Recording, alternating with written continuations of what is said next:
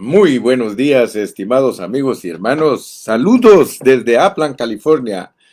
Su servidor, el hermano José Gilberto Carrillo, les envía un abrazo fraternal a la distancia a muchos y a los que están de cerca, pues pronto los veo.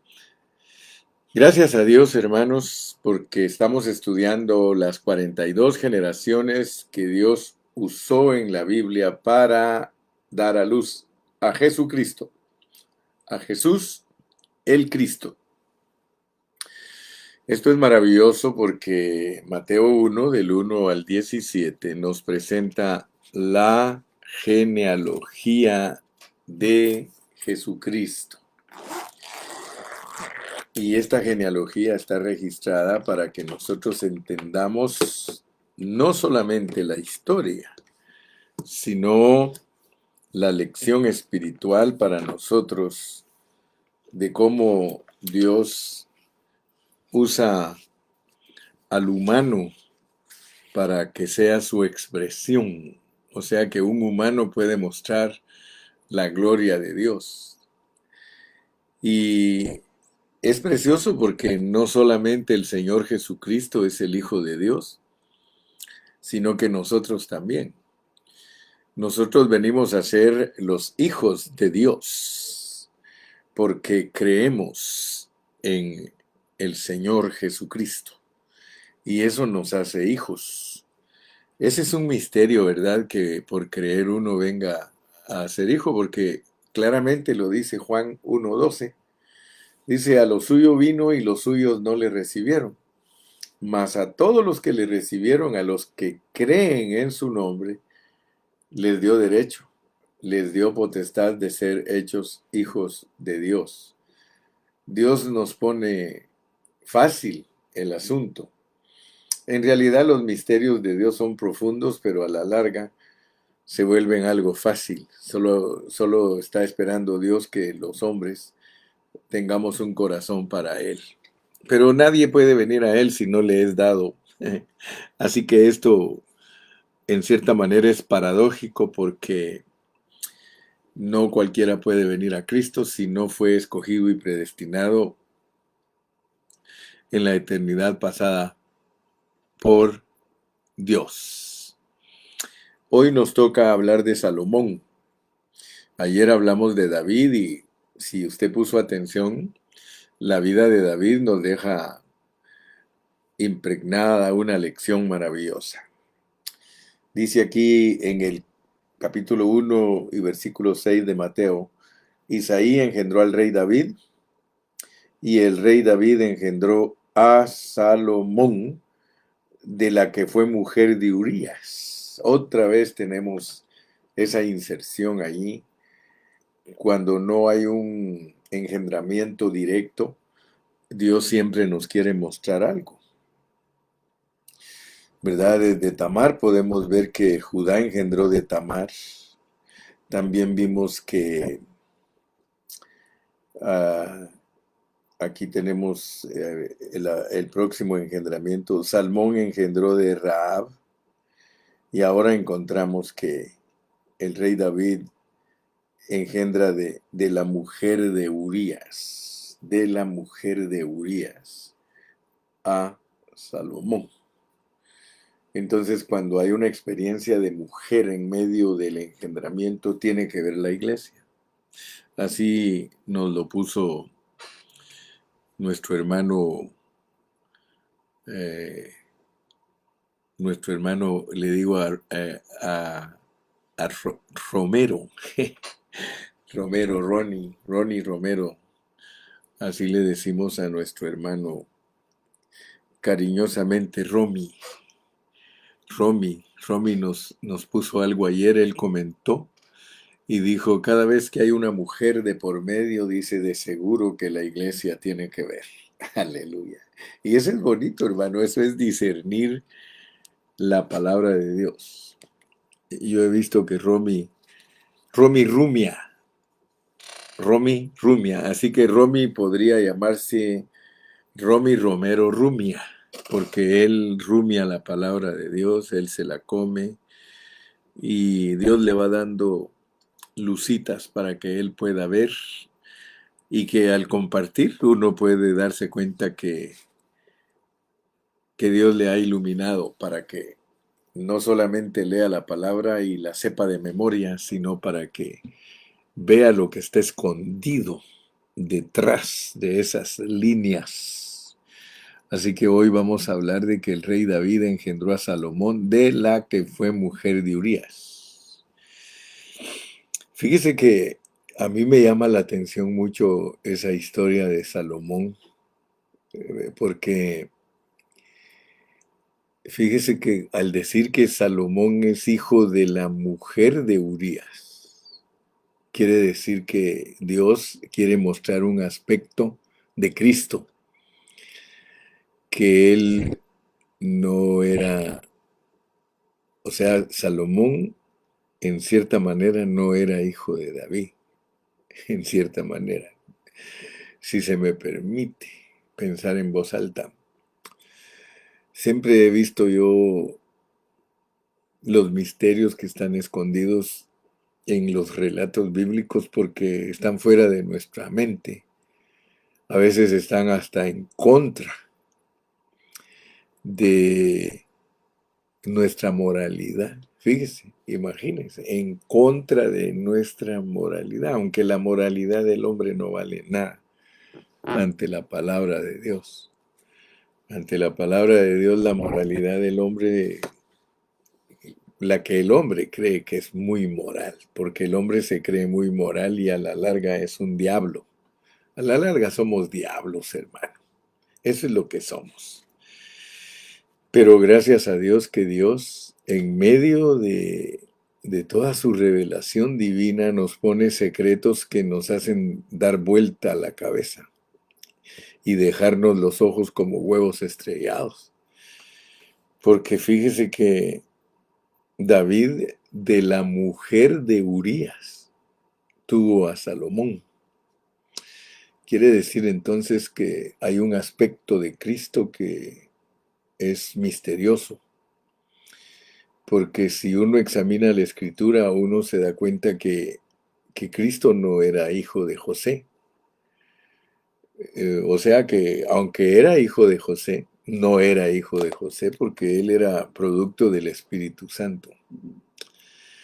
Entonces quiere decir que estos aspectos que Dios nos presenta aquí de estos personajes son para que nosotros echemos materia gris, para que analicemos, pensemos y discernamos qué misterio nos quiere revelar Dios. Fíjese, al decir que Salomón es hijo de la mujer de Urías, o es hijo de Urías, es que si es hijo de la mujer de Urías, hermano, usted tiene que analizar, mire cómo dice David engendró a Salomón de la que fue mujer de Urías, de la que fue mujer de Urías. Ese es un aspecto de la iglesia, hermano. Ese es un aspecto de la iglesia.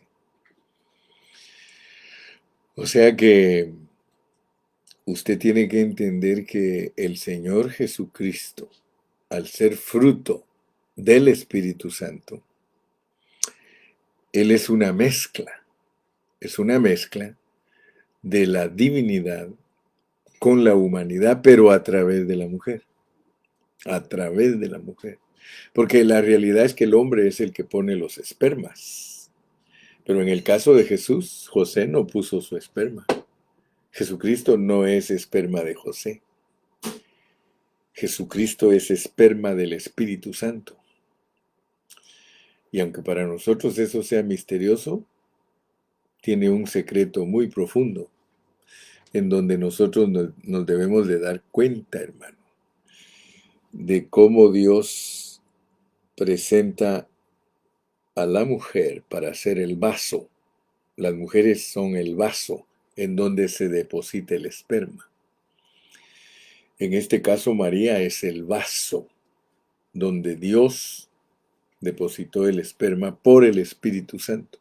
Pero es un esperma divino, porque Cristo nunca tuvo pecado. Él no es el fruto del amor de un hombre con una mujer, sino que Él es el fruto del amor de Dios para con los hombres.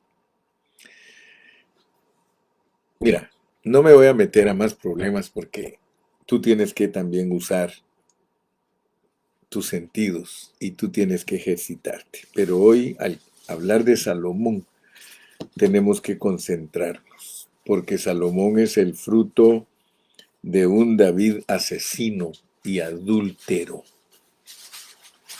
O sea que Salomón es un lirio que nace en medio de un pantano sucio y lleno de muerte.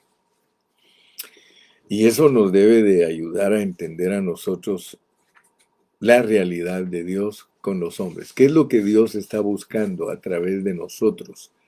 Siendo nosotros ese pantano, siendo nosotros esa inmundicia.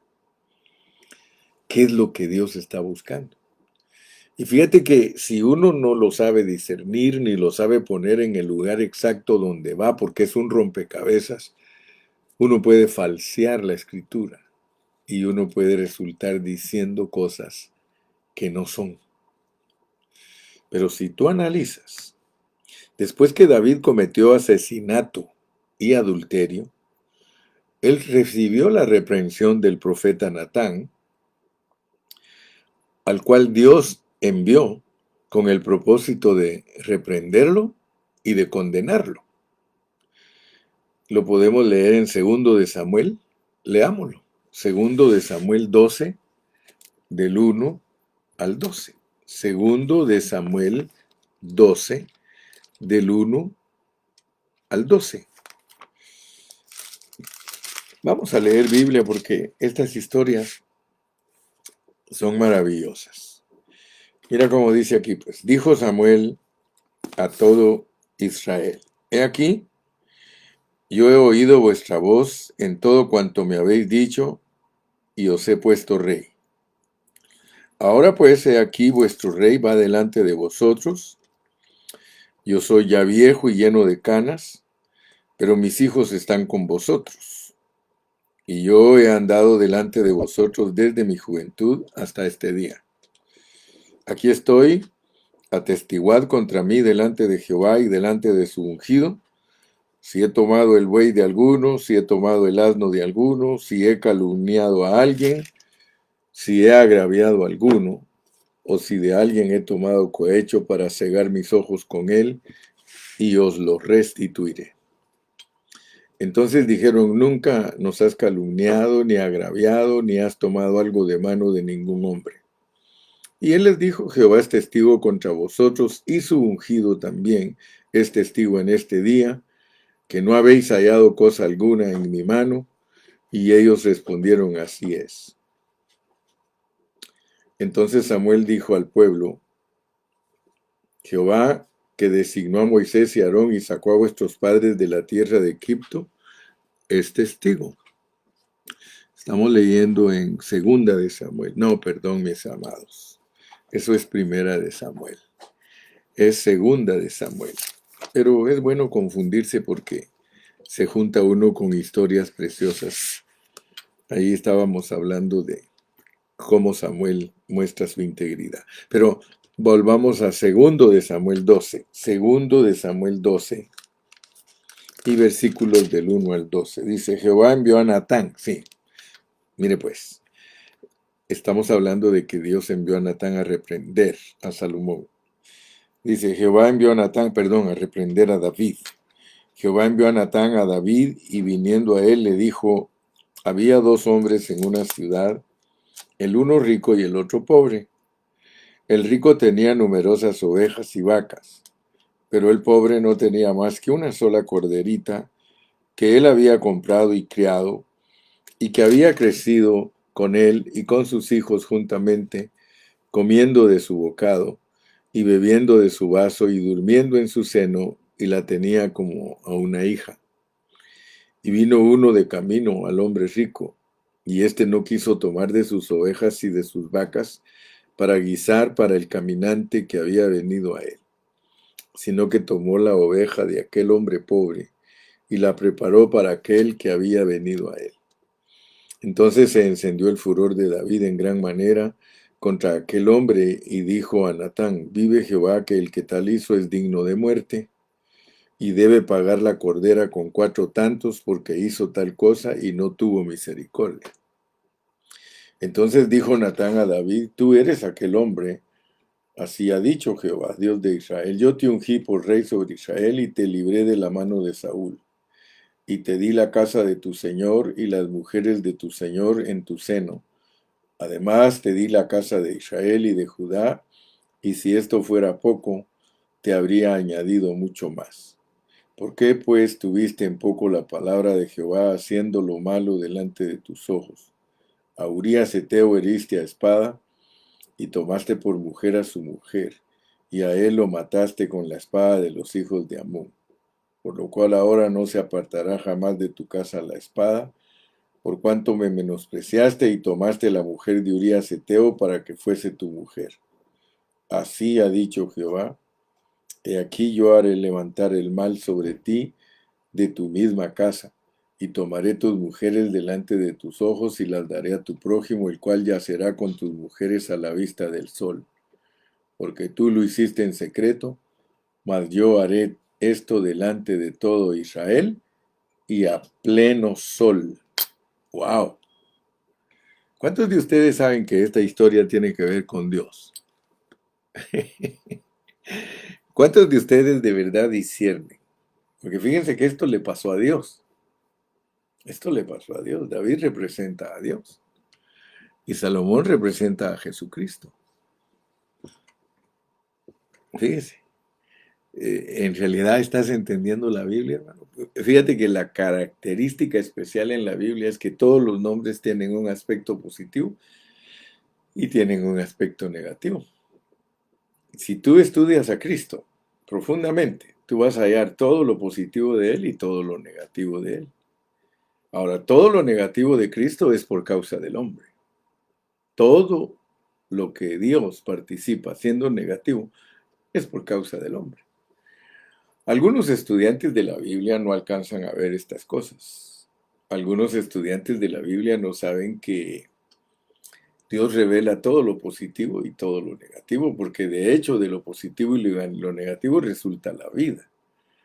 Dios tiene 2 árboles, solamente que hay un árbol al cual pertenece todo lo negativo y todo lo positivo, y es el mismo árbol.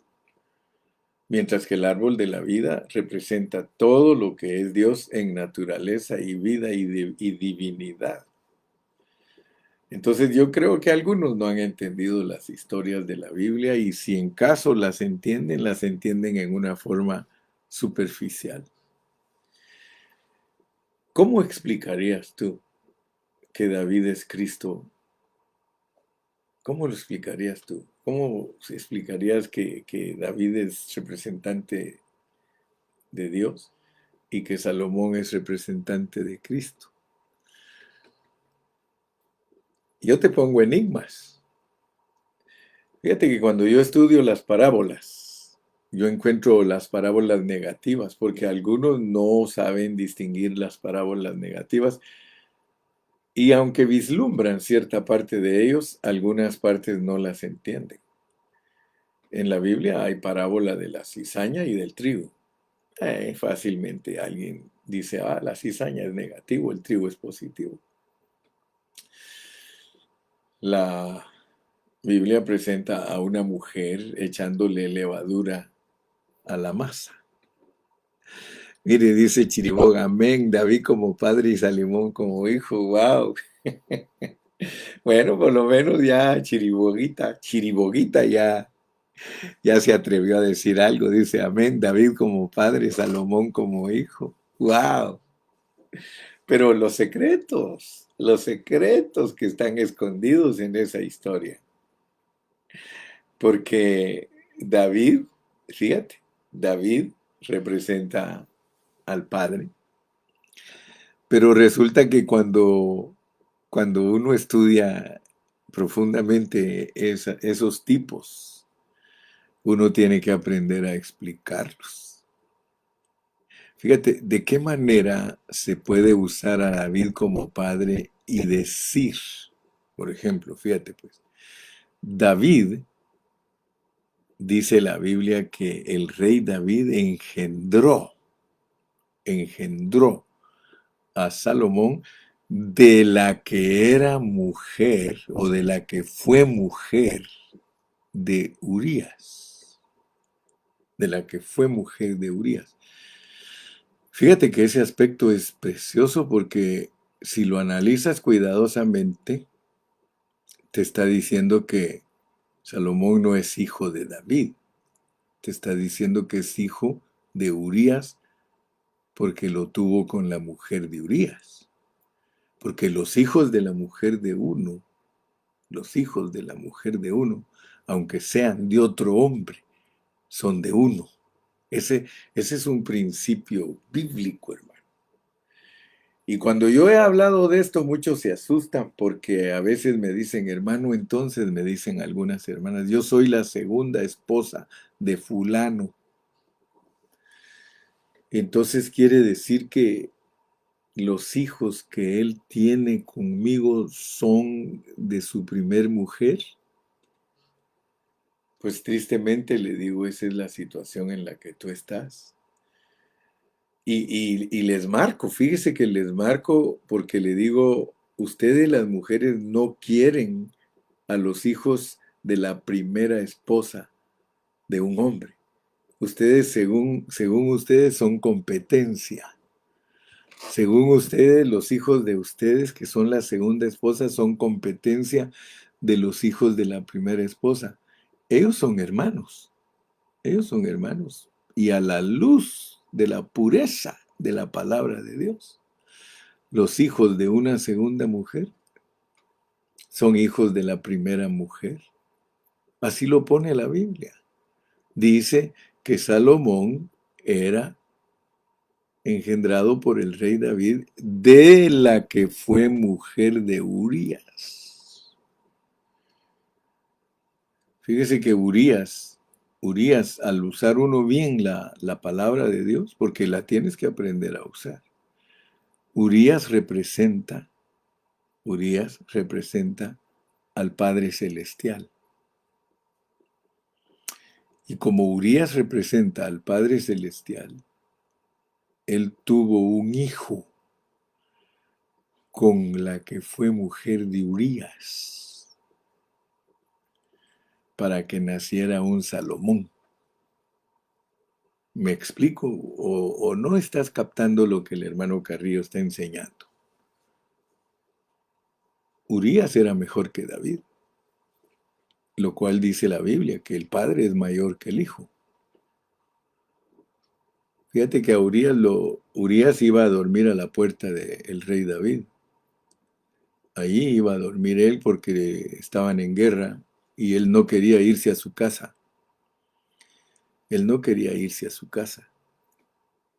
Y por eso David lo mandó a matar. Pero fíjate pues, Urías es mejor que David. Por eso es que Salomón es hijo de Urías. Para que veas pues que Dios en esa figura tiene cosas escondidas. Tiene secretos que se han de discernir espiritualmente, porque el hombre natural no puede discernir esto que estoy hablando. Porque a él le parece locura lo que el hermano Carrillo está hablando, pero el hombre espiritual, dice Chiriboga, ¿y dónde queda la deidad de Dios como Padre, Hijo y Espíritu Santo? ¿No son uno solo? Sí, mijo, pero no estamos hablando ahorita de doctrinas, estamos hablando de experiencias. Las experiencias tienen que ayudarnos a entender la doctrina, no la doctrina a entender la experiencia. La experiencia es más elevada. Ahorita no estoy tocando yo la triunidad de Dios, no estoy hablando de eso, estoy hablando de los secretos que están escondidos en estas figuras. En esta figura, Urías queda como el Padre Celestial, ¿sí? David queda como el Hijo y Salomón como el Espíritu. La triunidad de Dios es imposible desbaratarla. Ni siquiera por cuestión de didáctica se puede poner aparte al Padre, aparte al Hijo y aparte al Espíritu. Ese es otro rollo, amado. Qué bueno que estás confundido. Me gusta que te confundas. La característica del hermano Carrillo es confundir, porque solo cuando están confundidos pueden estudiar. De lo contrario, están muy cómodos y creen que ya lo saben todo. Dice Chiriboga, sí, amado pastor, estoy un poco confundido. Qué bueno, mi hermano. Me gusta que te confundas, porque si no vas a creer que ya lo tienes todo bien delineado y bien arreglado y te vas a sentir muy cómodo. Ahorita te estoy incomodando, Dios te está incomodando. Si no, la escritura no va a tener la efectividad que debe tener. Ahí dice que el rey David engendró a Salomón de la que fue mujer de Urías. Entonces ahí tienes que jugar las piezas del rompecabezas para ponerlas en una forma entendible. El Padre es el Padre, el Hijo es el Hijo, el Espíritu es el Espíritu y ellos son indivisibles, inseparables. Donde está el Padre está el Hijo, donde está el Hijo está el Espíritu, donde está el Espíritu está el Padre y está el Hijo. Eso no es doctrina, eso es la triunidad experimentada, la triunidad experimentada. Ahora yo te estoy hablando de otro asunto. Yo te estoy hablando ahorita de cómo se define el nacimiento de Salomón, porque si no, no vas a entender que de un pecado, de un arrepentimiento y de un perdón nace el Rey de paz. O sea que Salomón es pacífico, Salomón es paz, él es tipo de Cristo para el milenio, tipo de Cristo para el milenio, tipo del Hijo para su reinado mesiánico y reinado del Padre. O sea que tú tienes que saber todos esos términos, porque en la manifestación del reino de Dios de los 1000 años hay parte celestial y hay parte terrenal. La parte celestial es el reino del Padre y la parte terrenal es el reino del Hijo. ¿Y cómo vas a decir? ¿Cómo vas a explicar eso? Que el reino del Padre es espiritual y el reino del Hijo es terrenal. Entonces quiero por favor que ejercites tu pensamiento, ejercítate para la piedad. La piedad es la encarnación. Ejercítate porque si no, no vas a saber bien bien cómo funciona este asunto. Gracias, Señor. Gracias, Señor. Entonces volvamos con nuestro Salomón, porque nuestro Salomón es un producto. Nuestro Salomón es el producto de un adulterio. Nuestro Salomón es el producto y fruto de un asesinato. Ay, hermano Carrillo. No, yo te dije que yo no predico la palabra de Dios en una forma superficial. Yo te dije que hay leche, te dije que hay vianda y te dije que hay huesos. Lo que yo te estoy revelando ahorita son puros huesos. Huesos. Huesos. Porque tienes que entender esas partes oscuras de Dios. ¿Cómo es posible que de un adulterio y de un asesinato se produzca un rey de paz? Un adulterio y un asesinato produce un rey de paz. Ahora, Dios tuvo que participar en ese adulterio, Dios tuvo que participar en ese asesinato. Si no, no hay manera que Él pueda producir su rey de paz.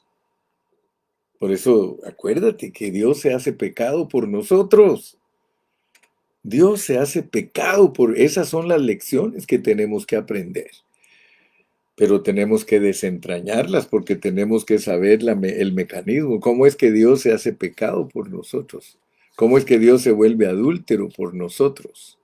¿Cómo es que Dios se vuelve asesino por nosotros? Si tú lees cuidadosamente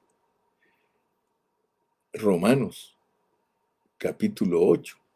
Tú te vas a dar cuenta que dice la Biblia que Dios ni a su propio hijo perdonó. Él no perdonó ni a su propio hijo. O sea que a mí se me hace que tú conoces a Dios muy superficialmente. A mí se me hace que tú has sido por años un cristiano muy superficial y no te metes a las profundidades de Dios. En cambio a mí, y esto me hace temblar y me hace ver que que hay manera en la que Dios te hace entender todos sus secretos. Comenzando que yo me voy hasta la eternidad pasada. Muchos cristianos ni siquiera se van hasta allá atrás, ¿sí? Ya vas uniendo cabos, Chiriboga. O sea, ahí está la figura de la mujer adúltera, claro. Ahí está la figura de la que fue mujer de Urías. Sí, qué bueno que mi predicación los hace pensar a muchos de ustedes. Qué bueno que mi predicación no los deja quietos. Qué bueno que mi predicación los hace meterse a donde jamás se han metido.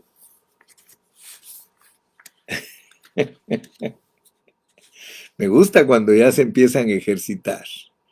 Ahora ya vas por un mejor sendero, Chiriboga. Ya vas por un mejor sendero. Fíjate que Dios tiene que usar a su mujer adúltera, que es la iglesia. Oh, esto es preciosísimo, hermano. Mira, no te lo puedo declarar todo en una hora porque esto es profundo. Sí, esto es profundo. Pero si quieres conocer bien a Dios, lee las historias del Antiguo Testamento y búscale las patas, búscale la cola, búscale la cabeza. ¿Sí? Mira cómo está presentado Dios aquí. Entonces dijo, eh, fíjate, eh, entonces dijo en el 12, segunda de Samuel 12:7, entonces dijo Natán a David, tú eres aquel hombre. Así ha dicho Jehová, Dios de Israel. Yo te ungí por rey sobre Israel. Eso representa a Dios, hermano. Eso representa un aspecto glorioso de Dios. Yo te ungí por rey sobre Israel y te libré de la mano de Saúl. Fíjese que Dios está librado de la mano del diablo. El diablo no le puede hacer nada a Dios. Nada. Y te di la casa de tu Señor y las mujeres de tu Señor. Fíjese que Dios tiene 1000 esposas, 300 esposas y 700 concubinas. Ese es Dios, hermano. Dios. Esos son remanentes de Dios. Dios durante toda la historia, hermano, durante 7000 años, Él tiene 1000 remanentes, 1000 grupos con los que Él ha tratado. El número 1000, hermano, es precioso en la Biblia. Pero si usted se da cuenta y lee en el Cantar de los Cantares, usted va a encontrar que Él tenía 1000, pero dice que solo a una quería, y era la paloma mía. Tenía su preferida. Y mire, dice, ¿por qué pues tuviste en poco la palabra de Jehová, haciendo lo malo delante de sus ojos? A Urías Eteo heriste a espada y tomaste por mujer a su mujer, y a él lo mataste con la espada. Aquí está implicada la muerte de Cristo, hermano. Mire, por eso le digo, donde está el Padre está el Hijo, donde está el Hijo está el Espíritu, donde está el Espíritu, no se confunda. No se confunda, Dios es inseparable, pero tiene que aprender a usar pues las figuras. Las figuras no se usan al antojo nuestro ni se hacen quedar a nuestro antojo, sino que las figuras son para que usted discierna todo lo que Dios ha hecho con tal de llevar a cabo su propósito. Fíjese que Dios ha manchado sus manos de sangre, Dios se ha vuelto adúltero, Dios se ha vuelto asesino, por amor a usted y a mí. Él fue tentado en todo, pero sin pecado. Hay una parte que el hombre no entiende. Hay una parte que le cuesta al hombre discernirla. Me gusta, mire, aquí está Romy. Ese Romy tiene bonitos remas, mire pues. Mire cómo dice Romy. Si a Cristo, que no pecó, lo castigó Dios. Si Cristo, nuestro hermano, se hace pecador para mostrar su amor por sus hermanos, así tenemos que morir por nuestros hermanos, por amor de Cristo. Somos su palomita quemada por el sol, por tantas pruebas. Aleluya. Romy, eres un buen discípulo, mijo. Tú siempre... Por eso es que te tienen por loco, ¿eh? Muchos no entienden. A veces lo tienen a uno por loco y desquiciado. Esta locura, hermano, a mí me encanta. Esta locura me encanta porque yo le aseguro que muchos no se atreven ni siquiera a meterse. A muchos el agua les llega apenas al pie, al ojo del pie y ya tienen miedo. Hermano, yo no tengo temor porque es Dios el que nos mete a su palabra. A mí me gusta el agua, me llega al pecho, luego me cubre todo y tengo que nadar. Y si tengo que andar buceando, pues voy a andar buceando. Locos por Cristo, locos por Cristo. Pero te estoy dando este pasaje para que lo disiernas, ¿sí? ¿Por qué pues tuviste en poco la palabra de Jehová haciendo lo malo delante de sus ojos? A Urías Eteo heriste a espada y tomaste por mujer a su mujer.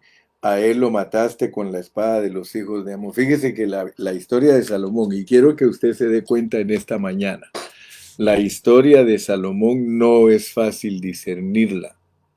Se tiene que discernir en nuestro espíritu, porque es para conocer la parte oscura de Dios, la parte que los hombres naturales no entienden. Yo me recuerdo que una vez me puse a predicar que si alguna vez usted se había puesto a pensar cuando Cristo iba a la cruz del Calvario, porque a nosotros nos hablan del Getsemaní, nos hablan del Vía Crucis, nos hablan del sufrimiento de Cristo mientras iba a la cruz del Calvario.